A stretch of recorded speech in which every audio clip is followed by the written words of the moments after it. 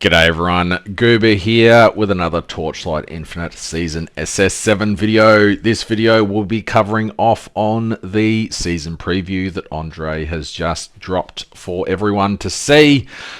Good to see the views on it are pretty decent. 4.3 thousand in 6 hours. That means that at least a few people are interested, which is fantastic. I have gone through and made some timestamps. I've chucked them in the comments. Hopefully Andre can add them to the video. I'll be going through and just snippeting certain points. Some things have me excited. Good to see some of the things that I thought from the Iris teaser were correct. And yeah, so first off, I'll just watch the intro and then I will skip through to the interesting parts.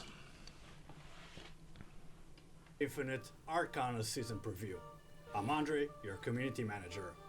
The Frozen Canvas was a significant milestone for Torchlight Infinite. It was a major development effort that introduced many impactful changes, reshaping the game in several ways. With the season of Arcana, what worked best, addressing areas that needed improvement, and of course, delivering fresh and exciting seasonal content. This season brings a brand new seasonal mechanic, a new growth system, an exciting hero trait, exclusive support skills, and major enhancements to underperforming hero traits from last season. We're also reintroducing the Supreme Showdown with fresh twists, expanding co-op content, and making a host of quality of life improvements that will elevate your experience. Plus, we're keeping all heroes free for this season, which is really awesome. So everything except for Iris 2 will be free to play. So if you missed out on playing Selena last season due to it being the only paid hero, you'll be able to play that this season for free. Next up, we have the Arcana gameplay. I'll just watch a really quick little bit of this. Mysterious tarot cards are scattered across the stages of the Netherrealm, each one activating a unique challenge with its own mechanic. These cards present a dozen different trials for you to conquer, each offering a fresh experience and a test of your skills. This skill also looks pretty bloody cool. So it looks like you form a lightning conduit to the sentry. So sentries are getting a bit of a rework this season, which is cool. And it triggers chain lightning. So not Destiny, Destiny's something else. Arcana, those little cards, triggers an event. You do the event, you get the loot. Next up is Destiny. So Destiny is interesting. That was 440. Exponentially grow. Now that you're familiar with the Arcana mechanic, it's time to delve into the Destiny mechanic.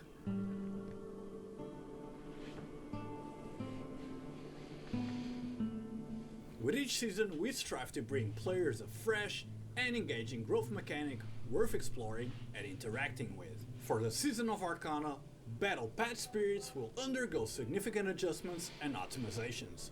From acquisition, usage, to even leveling, all of Battle Packs have been improved. Recognizing that the previous pack spirits offer players two monotonous effects, we have introduced a new type of item, Destiny, which can be installed on the corresponding pack.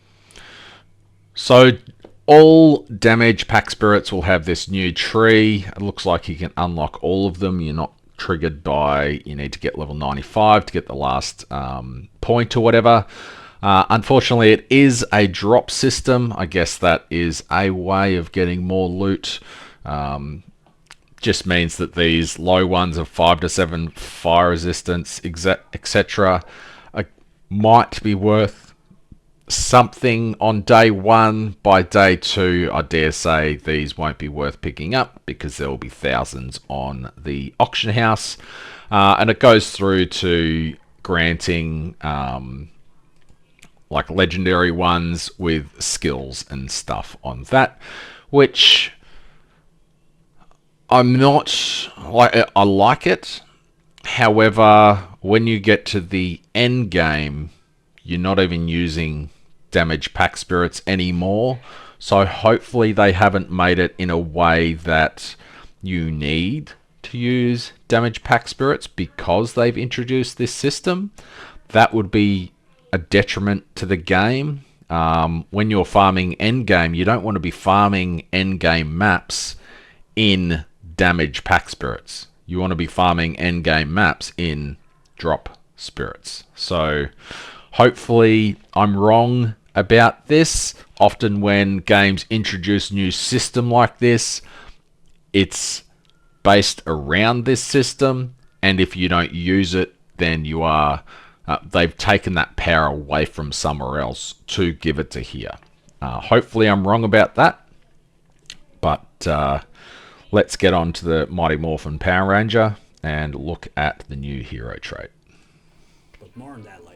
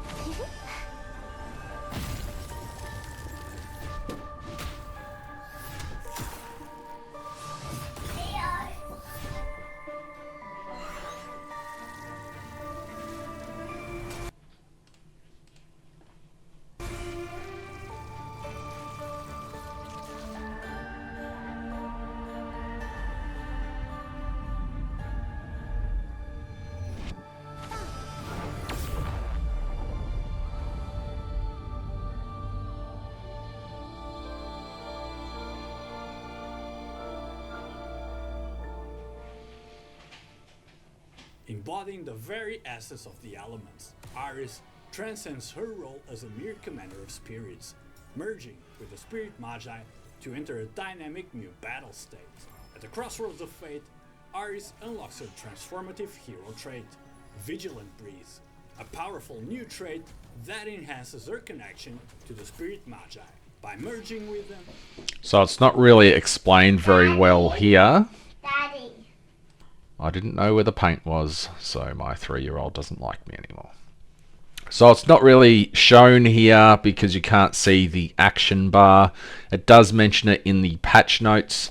So I think one of the things that you'll notice with pretty much every single class is you'll have one active skill that you are using, or if it's not automated through activation mediums. I'll just mute this and keep playing it. And so what you'll have is just an action bar there where nothing really happens.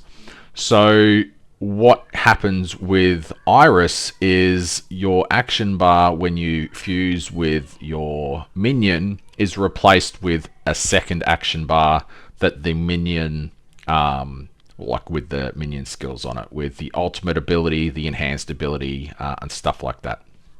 This is how I'm reading the patch notes anyway. So instead of just having a bunch of skills that you don't really ever touch because they're automated, when you fuse with your Spirit Magus, it will give you a second action bar. So you'll have basically 2 action bars to use throughout the gameplay, which is a little bit interesting. Your movement speed is still based on your character, not based on the Spirit Magus movement speed when you are fused into the character. Have a quick look at the new Rock Summon. These skills look pretty sweet. Until we have 2 new Magus, the Rock Magus, Master of Physical Damage, and the Erosion Magus, proficient in erosion damage. First, let's take a look at the Rock Magus. This formidable ally brings both offensive and defensive capabilities to your team. Even if you are not using Iris, the damage reduction from the rock, the physical damage reduction is quite big, and the dot damage reduction from the erosion is quite big, so it may be worth using just as a defensive aura that the minion gives you. This skill converts the Rock Magus' armor into additional damage, turning its sturdy defense into an offensive powerhouse. A master of erosion damage, offering strategic depth and a high damage potential. Enhanced skill and ultimate ability. The Erosion Magus channel. That skill just looks cool. Massive spikes coming out everywhere. That is pretty cool. Empower skill, Withering Payback.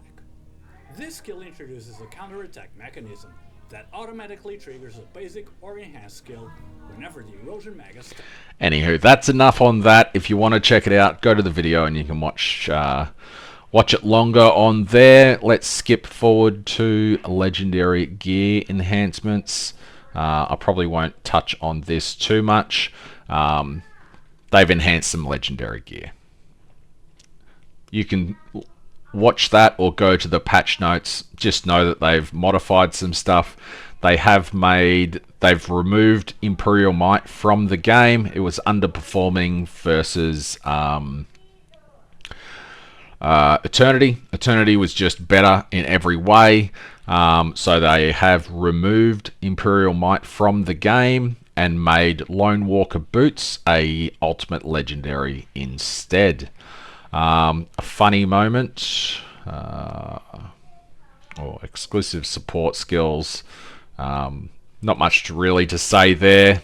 They've changed some. Now, further developing upon the skill system that was introduced in the Frozen Canvas, in the Season of Arcana, 13 active skills are being renewed and refreshed with new exclusive support skills.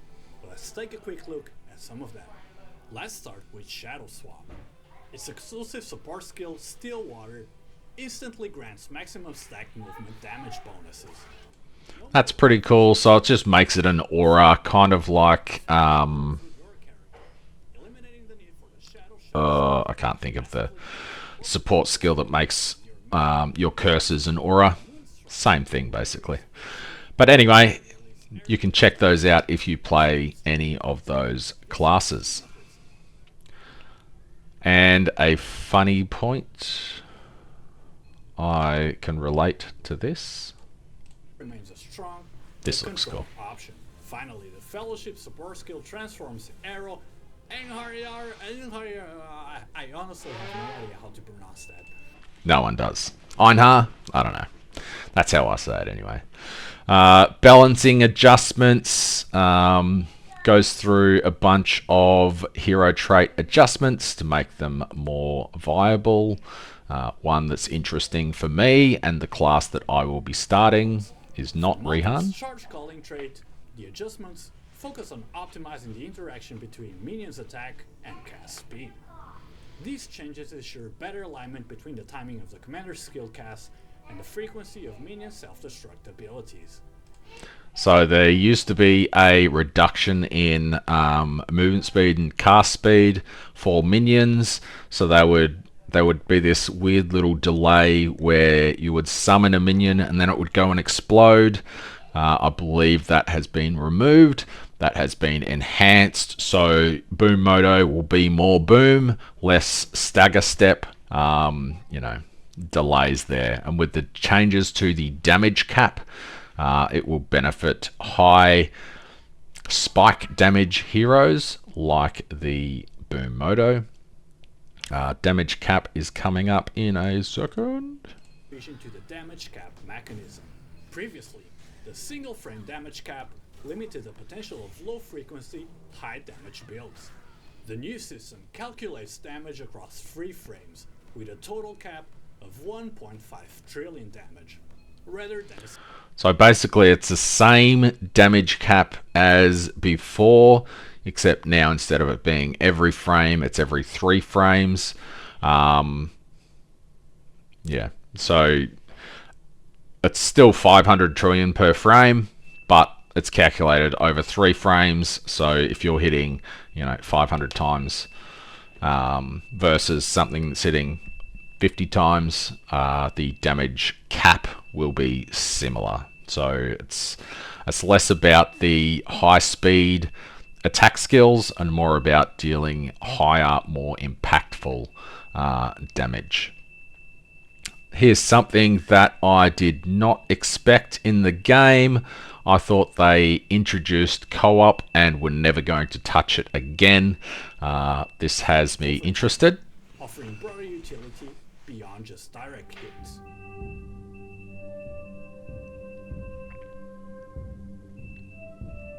After so much feedback from the community, we're finally bringing more co-op content to Torchlight. Meet City Defense. In this tower defense type event, players must join forces to defend the city's central energy crystal from 15 waves of relentless attacks. The energy crystal must survive until the final wave, and you and your teammate will have a total of 6 revival opportunities. Each wave offers increasing difficulty, and some introduce unique mechanics that demand quick thinking based on the number of waves successfully completed, and the ultimate reward is worth the effort. Upon conquering all So basically it is just a 7-stage event. Doesn't look like it gives you individual loot. So it's just something to do. You do it 7 times, you pass it. I don't know how hard it's going to be, considering it's giving a legendary pack spirit. I dare say wave 7 will not be a first or second day completion. It'll probably be a week afterwards.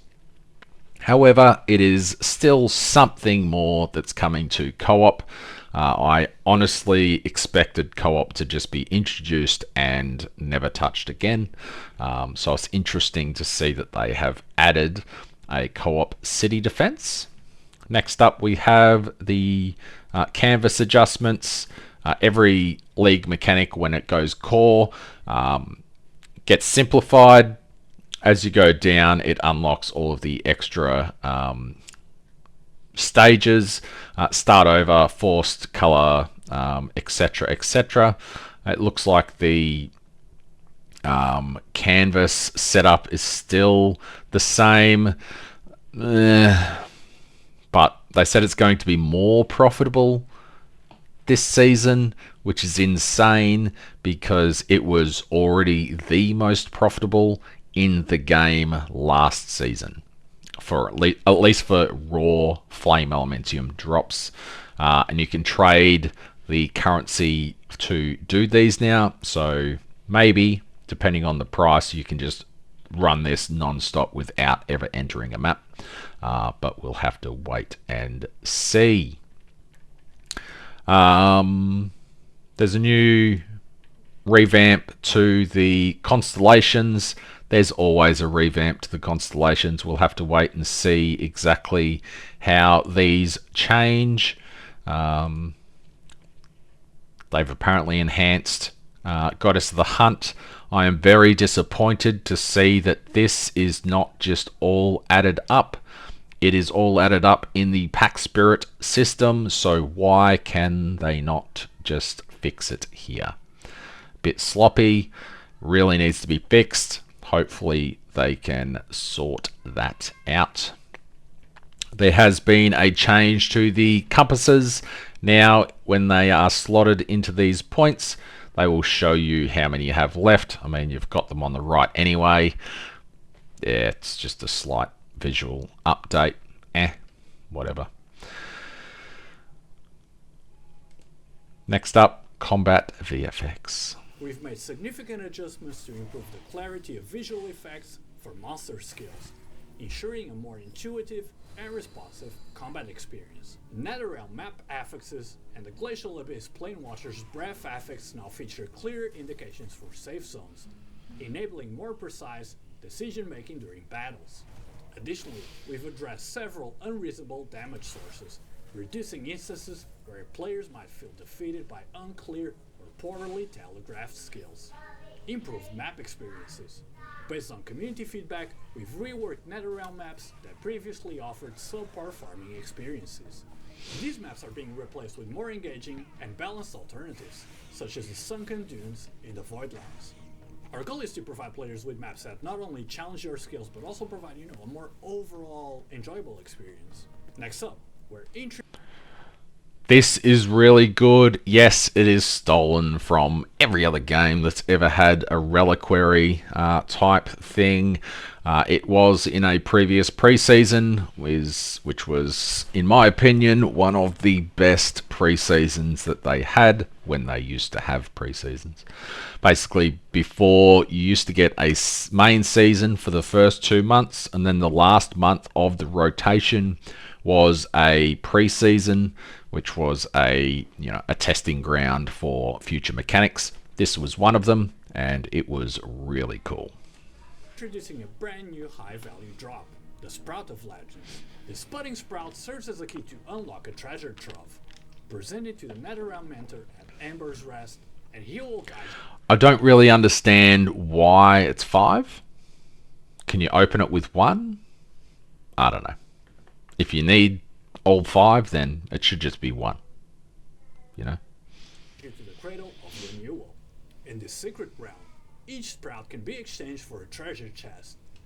Each sprout can be exchanged for 1 chest, but if you need 5 to open it, then it's pointless.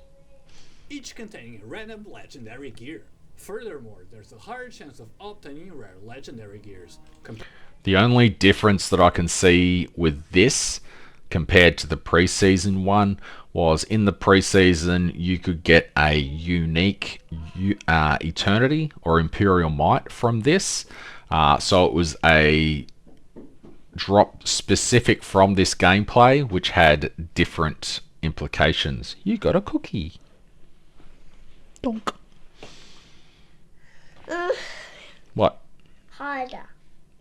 You want me to headbutt you harder? Okay. Oh. That knocked some sense into you? That hurt my head. Anywho, what was I saying? I've forgotten.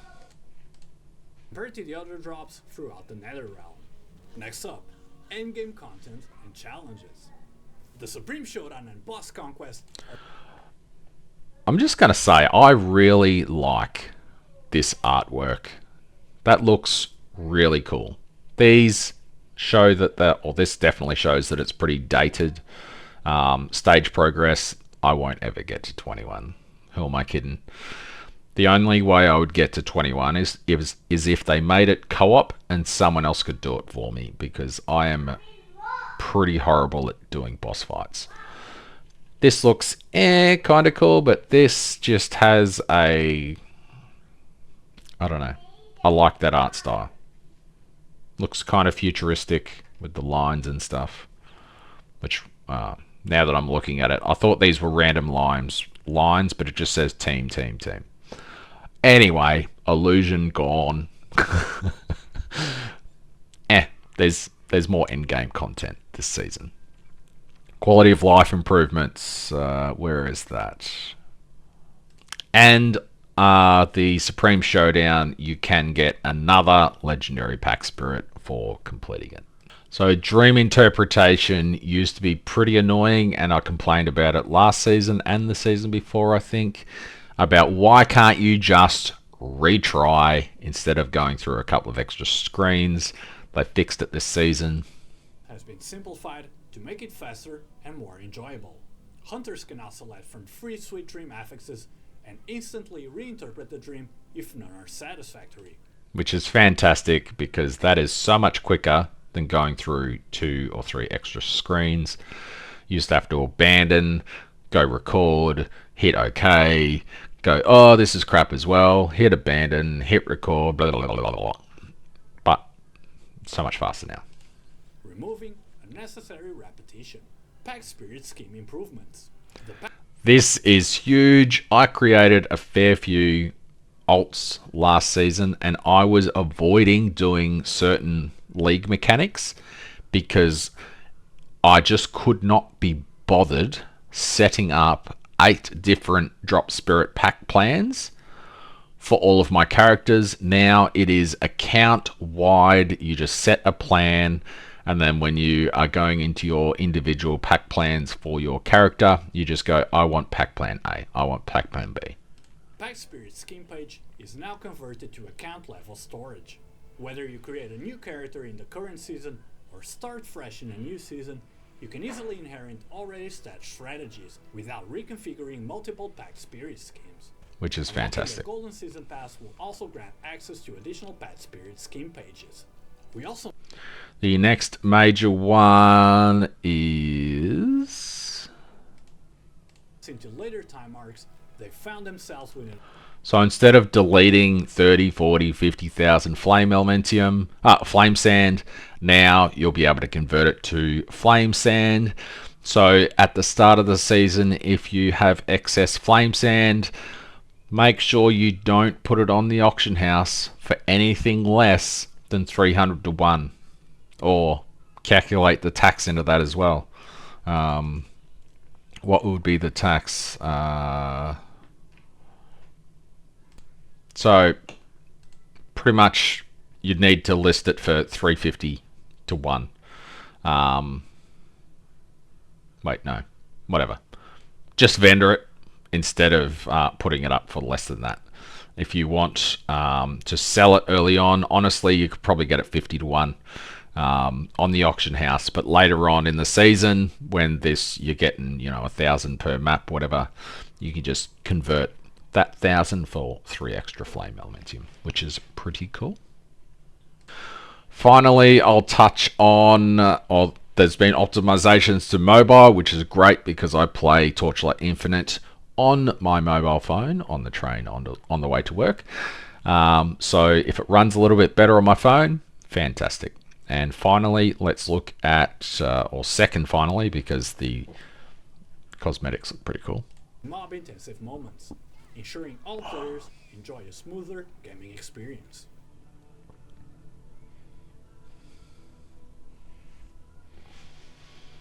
Next up, microtransactions and monetization, benefits and events. With the Season of Arcana, we're resetting our double top-up rewards. Check-in events. Enjoy a series of check-in events where logging in for They look really good. 200 instead of, what is it, 5 and 15 or something. And, well, I guess this is the anniversary celebration, so it's just a one-off. It's up until the 23rd of Jan. And you get a legendary there. I guess the standard one will be just as garbage. Look at this artwork.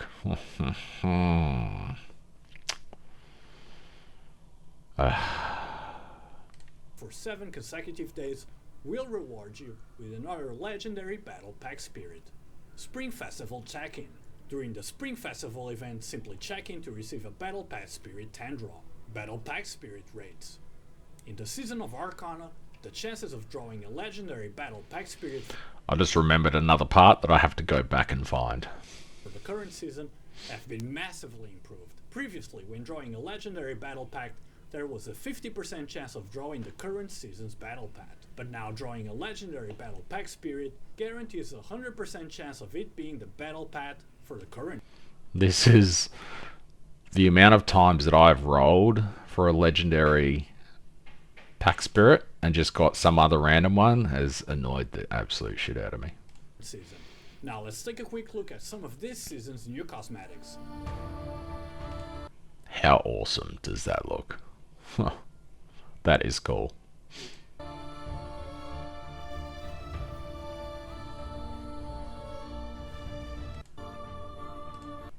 I didn't notice that when I watched it before. That's pretty sweet. A major highlight is our first gender banning cosmetic. All I can see from this is Myong's Maid Moto is on the cards, because when we used to campaign for Maid Moto, we were told it goes against the core values of Torchlight. There would be no gender bending. Now you can play a female Rihan. She looks pretty badass. So I guess in the future, maybe a female dwarf is on the cards. The Spirit of Wolf Hunter skin for Rayhan. And finally, let's finish this off with some of the Arcana boss fight. I don't really have to say why I like this, but there's two pretty big reasons. upgrade the rank of your favorite treasure chests, boosting the reward significantly. When you're ready to cash in on your loot, prepare for the ultimate test, as you're about to face each card in a series of ever increasingly difficult challenges. But it will Moto. be really Anywho, that's all I've got for this video. I'll make another one right now that covers off on the patch notes and what I am looking forward to from that. Thanks for watching, and I will see you in the patch notes video.